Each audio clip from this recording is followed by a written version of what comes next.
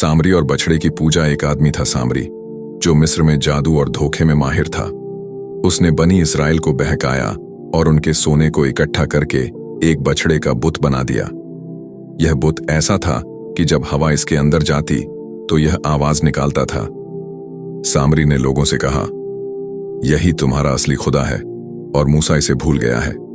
धीरे धीरे बहुत से बनी इसराइल इस धोखे में आकर उसकी पूजा करने लगे। कोह ए तूर से वापसी और हुक्म खुदा। मूसा अलैहिस्सलाम अल्लाह ताला के हुक्म से कोह ए तूर पर तशरीफ ले गए ताकि अपनी कौम के लिए अहकाम शरीयत लेकर आएं। उनके जाने के बाद बनी इजराइल के सामरी नाम के जादूगर ने सोने का एक बछड़ा बनाया। उसने उस बछड़े के मुंह में हजरत जिब्रील अलैहिस्सलाम की सवारी के कदमों की खाक डाल दी, जिससे वह गाय की तरह बोलने लगा। सामरी ने लोगों को मुखातिब करके कहा, ऐ लोगो, मूसा अलैहिस्सलाम कहते हैं कि मैं तुम सबके लिए किताब लेने जा रहा हूं, जबकि तुम्हारा असली रब तो यह है जो बोल भी सकता है और सोने का भी बना हुआ है। जाहिल, मूर्ख लोग फौरन सामरी की बातों में आ गए और उस बछड़े की पूजा करने लगे। जब मूसा अलैहिस्सलाम वापस आए और उन्होंने अपनी कौम को इस हाल में पाया तो उन्हें बहुत गुस्सा आया। उन्होंने सामरी के बनाए हुए उस बछड़े को तोड़ डाला। इस पर अल्लाह ताला ने हुक्म दिया, ऐ मूसा, जिन लोगों ने इस बछड़े की पूजा नहीं की वे उन लोगों को कत्ल कर दें जिन्होंने इसकी पूजा की है। खुदा ताला की आवाज सुनने का शर्फ, सम्मान। अल्लाह के हुक्म के मुताबिक जब ऐसा किया गया और 70,000 बछड़े के पूजने वालों को कत्ल कर दिया गया तो अल्लाह ताला की तरफ से दूसरा हुक्म आया, ऐ मूसा, अपनी कौम में से 70 नेक और बेहतरीन आदमियों का चुनाव करो और उन्हें लेकर कोहे तूर पर आओ। जब वे लोग इन गुनहगारों के लिए मगफिरत, क्षमा की दुआ करेंगे तो हम उनकी दुआ को कबूल करेंगे। मूसा अलैहिस्सलाम ने अपनी कौम में से 70 नेक लोगों को चुना और कोहे तूर की तरफ रवाना हो गए।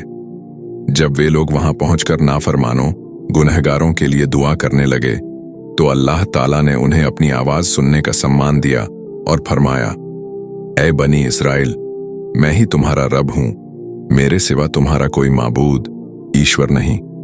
मैंने ही तुम्हें फिरौन के जुल्म से निजात, मुक्ति दिलाई है, इसलिए सिर्फ मेरी ही इबादत करो और मेरे अलावा किसी के आगे सर न झुकाओ। मरने के बाद फिर जिंदा हुए। अल्लाह ताला की आवाज सुनकर बजाय इसके कि वे अपनी खुशनसीबी पर शुक्र अदा करते, वे लोग जिद पर अड़ गए और कहने लगे, ऐ मूसा, हम तब तक आपकी बात नहीं मानेंगे जब तक अपने रब को खुली आंखों से देख न लें। अगर आप हमें हमारे रब का दीदार, दर्शन नहीं कराते तो हम आपके हुक्म को नहीं मानेंगे और अपने पुराने खुदाओं की फिर से पूजा शुरू कर देंगे। मूसा अलैहिस्सलाम ने उन्हें समझाने की बहुत कोशिश की, ऐ लोगो, तुम बहुत खुशनसीब हो कि तुम्हें वह आवाज सुनने को मिली है जो आज तक किसी ने नहीं सुनी। यह आवाज तो कयामत के दिन सिर्फ नेक लोगों के लिए होगी, इसलिए तुम अपनी जिद छोड़ दो और शुक्र अदा करो। लेकिन वे लोग अपनी जिद पर अड़े रहे और शुक्रगुजारी के बजाय सरकशी, अवज्ञा करने लगे। तब अल्लाह ताला ने उन पर अपना अजाब, सज्जा नाजिल किया।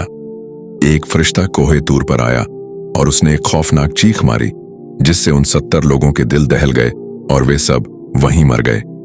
इसके बाद मूसा अलैहिस्सलाम ने अल्लाह ताला से उनकी जिंदगी की दुआ की। अल्लाह ताला ने उनकी दुआ कबूल फरमाई और उन सभी को दोबारा जिंदा कर दिया। कुरान मजीद में इसका जिक्र इस तरह आता है, याद करो जब मूसा अलैहिस्सलाम की कौम ने कहा, हम तब तक ईमान नहीं लाएंगे जब तक खुली आंखों से अल्लाह को न देख लें। तो अचानक एक कड़क तूफान ने उन्हें आ घेरा और तुम देख रहे थे। फिर हमने उन्हें मौत देने के बाद जिंदा कर दिया ताकि वे शुक्रगुजार बने। सूरतुल बकरा 55 से 56।